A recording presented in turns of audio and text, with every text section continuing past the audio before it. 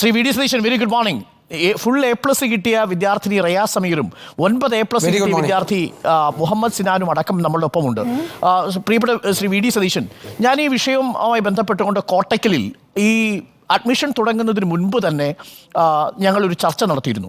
ആ ചർച്ച ഏറ്റവും ഒടുവിൽ അലങ്കോലപ്പെടുത്താനാണ് അവിടെ വന്ന് പ്രതിപക്ഷ അന്നത്തെ ഭരണകക്ഷിയിൽപ്പെട്ട ചില ആളുകൾ ശ്രമിച്ചത്. അത് തത്സമയം തന്നെ സംപ്രേഷണം ചെയ്തു. അന്ന് നമ്മളത് വലിയ രീതിയിൽ തന്നെ വാർത്തയെ നൽകുകയും ചെയ്തു. കണക്കുകളിൽ പൊരുത്തക്കേടുണ്ടെന്ന് ആ ദിവസം മുതൽ നമ്മൾ പറയുന്നതാണ്. ഇപ്പോൾ നിയമസഭയിൽ ഒരു ശനിയാഴ്ച പറഞ്ഞ കണക്കല്ല തിങ്കളാഴ്ച വിദ്യാഭ്യാസ മന്ത്രിക്ക് പറയേണ്ടി വന്നത്. റയാ സമീർ അടക്കമുള്ളവർ മുഖ്യമന്ത്രിക്ക് നേരിട്ട് കത്തെഴുതി. ഒരു ഇടപെടലും ഉണ്ടാവുന്നില്ല. റയാ സമീറിന് താങ്കളോട് എന്തോ പറയാനുണ്ട്. നമുക്കത് കേട്ടിട്ട് ഞാൻ അങ്ങയിലേക്ക് വരാം. റയാ, പ്രതിപക്ഷ നേതാവിനോട് പറഞ്ഞോളൂ, എന്താണ് അവസ്ഥയെന്ന്.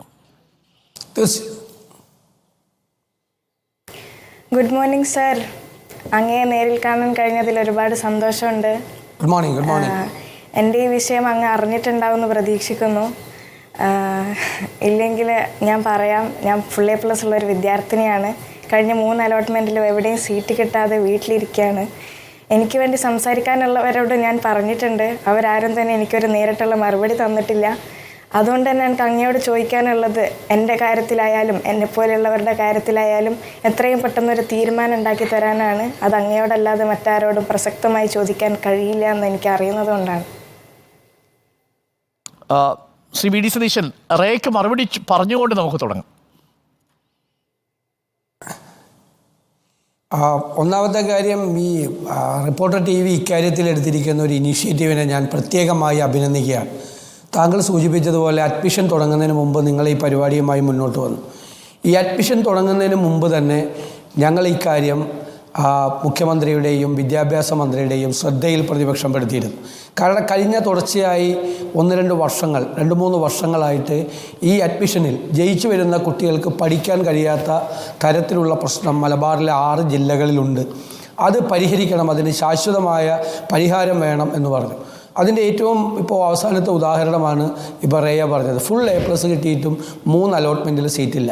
ഞങ്ങൾ ഈ വിഷയം നിയമസഭയിൽ കഴിഞ്ഞ വർഷം കൊണ്ടുവന്നിരുന്നു, അതിന് മുമ്പിലത്തെ വർഷം കൊണ്ടുവന്നിരുന്നു, ഈ വർഷം വളരെ ഗൗരവത്തോടുകൂടി കൊണ്ടുവന്നിരുന്നു. അന്ന് ബഹുമാനപ്പെട്ട വിദ്യാഭ്യാസ മന്ത്രി പറഞ്ഞത് മലപ്പുറം ജില്ലയിൽ ഉൾപ്പെടെയുള്ള മലബാറിലെ എല്ലാ ജില്ലകളിലും സീറ്റുകൾ ബാക്കിയാണ് എന്നാണ് അദ്ദേഹം പറഞ്ഞത്. സീറ്റുകൾ ബാക്കിയാണ്, കഴിഞ്ഞ വർഷവും സീറ്റുകൾ ബാക്കിയുണ്ടായി എന്ന് പറഞ്ഞു. ഇതൊരു തെറ്റായ കണക്കാണ്. കാരണം ഇത് സ്റ്റേറ്റ് അടിസ്ഥാനത്തിലല്ല ഇതിൻ്റെ യൂണിറ്റ് എടുക്കേണ്ടത്, താലൂക്ക് അടിസ്ഥാനത്തിലാണ് യൂണിറ്റ് എടുക്കേണ്ടത്. ഞാനൊരു ചോദ്യം നിയമസഭയിൽ ചോദിച്ചു. പൊന്നാനി താലൂക്കിലുള്ള ഒരു കുട്ടിക്ക് നിലമ്പൂരിൽ, ഏറനാട് താലൂക്കിലുള്ള നിലമ്പൂരിൽ അഡ്മിഷൻ കിട്ടിയ ആ കുട്ടിക്ക് അവിടെ പോയി പഠിക്കാൻ പറ്റുമോ? ഒരു പാവപ്പെട്ട വിദ്യാർത്ഥിക്ക് അവിടെ പോയി പഠിക്കാൻ പറ്റുമോ? അതിൻ്റെ മാതാപിതാക്കൾക്ക് ഈ കുട്ടിയെ ഇത്രയും ദൂരെ, ഇത്രയും കിലോമീറ്ററുകൾക്ക് പഠിപ്പിക്കാനുള്ള സാമ്പത്തിക ശേഷി ഉണ്ടാകുമോ? അപ്പോൾ പലരും അലോട്ട്മെൻറ്റിൽ എടുക്കാത്തത് അവർക്ക് അടുത്തെങ്ങും പോയി വരാൻ പറ്റാത്ത തരത്തിലുള്ള ദൂരെയുള്ള സ്കൂളുകളിലാണ് ഇപ്പോൾ കിട്ടിക്കൊണ്ടിരിക്കുന്നത്. നമുക്ക് വിദ്യാഭ്യാസ അവകാശമല്ലേ, കുട്ടികൾക്ക് പഠിക്കാനുള്ള സൗകര്യങ്ങൾ നമ്മൾ ഉണ്ടാക്കി കൊടുക്കണ്ടേ? മാത്രമല്ല, ഗവൺമെൻറ് ഇത് ഒരു വശത്ത് പറയുക സീറ്റ് ബാക്കിയാണെന്ന് പറഞ്ഞിട്ട് 30% മാർജിനൽ ഇൻക്രീസാണ് വരുത്തിയിരിക്കുന്നത്. 30% മാർജിനൽ ഇൻക്രീസ് സീറ്റിൽ താൽക്കാലികമായി വരുത്തുമ്പോൾ പിന്നെ സീറ്റില്ല എന്ന് ഒരു വശത്ത് പറയുന്നതിന് അർത്ഥമില്ല എന്നാണ് അതിൻ്റെ അർത്ഥം. പിന്നെ 1:40 അധ്യാപകൻ്റെയും വിദ്യാർത്ഥികളുടെയും അനുപാതം. അതായത് ഒരു ക്ലാസ്സിൽ 40 കുട്ടികളാണ് വേണ്ടത്, ഇപ്പോൾ 50 ഉണ്ട്. അതിൻ്റെ മീതെയാണ് ഈ 30% കൂടി വരുന്നത്. പല ക്ലാസ്സുകളിലും 65 തൊട്ട് 75 വരെ വരെയാണ്. അധ്യാപകൻ മൈക്ക് വെച്ചുകൊണ്ട് ക്ലാസ് പഠിപ്പിക്കേണ്ട സ്ഥിതിയാണ്. അത് ഈ ഹയർ സെക്കൻഡറിയുടെ നിലവാര തകർച്ചയ്ക്കും വലിയ കാരണമായി മാറിയിട്ടുണ്ട്.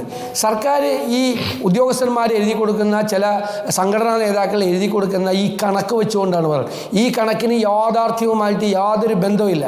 അതാണ് റേയ അഡ്മിഷൻ കിട്ടാതെ പുറത്ത് വയ്ക്കുന്നത്. എനിക്ക് മോളോട് പറയാനുള്ളത്, മോളെ പോലെയുള്ള മറ്റു കുട്ടികൾക്കും ഉറപ്പായി അഡ്മിഷൻ, അർഹതയുള്ള ആളുകൾക്ക് മുഴുവൻ അഡ്മിഷൻ നേടിത്തരുന്നതുവരെ പ്രതിപക്ഷം അതിൻ്റെ ഉത്തരവാദിത്വം നിറവേറ്റും. ഞങ്ങൾ നിരന്തരമായി, ഞാനും പ്രതിപക്ഷ ഉപനേതാവ് ശ്രീ PK കുഞ്ഞാലിക്കുട്ടി സാഹിബും നിരന്തരമായി വിദ്യാഭ്യാസ മന്ത്രിയുമായി ഞങ്ങൾ ചർച്ച നടത്തുന്നുണ്ട്.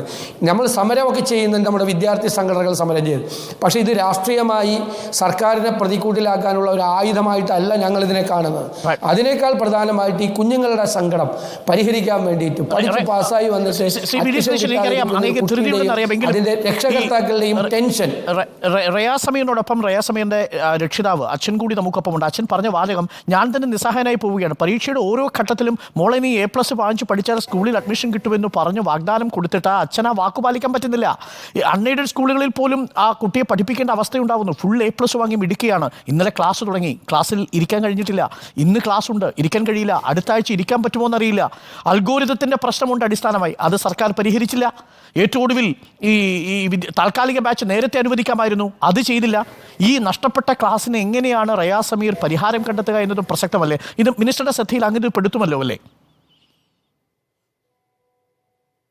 തീർച്ചയായും പെടുത്തും. ഞങ്ങൾ എല്ലാ ദിവസവും വിദ്യാഭ്യാസ മന്ത്രിയായിട്ട് സംസാരിക്കുന്നുണ്ട്. ഇന്നലെ രാത്രിയിലും ഞങ്ങൾ സംസാരിച്ചു, ഇന്ന് നിയമസഭയിൽ വെച്ച് സംസാരിക്കും. അടിയന്തരമായ പരിഹാരം ഇതിനകത്ത് ഉണ്ടാക്കുന്നതിന് വേണ്ടിയിട്ടുള്ള നമ്മളെ കൊണ്ട് ചെയ്യാൻ പറ്റാവുന്ന മുഴുവൻ സമ്മർദ്ദങ്ങളും ചെലുത്തും.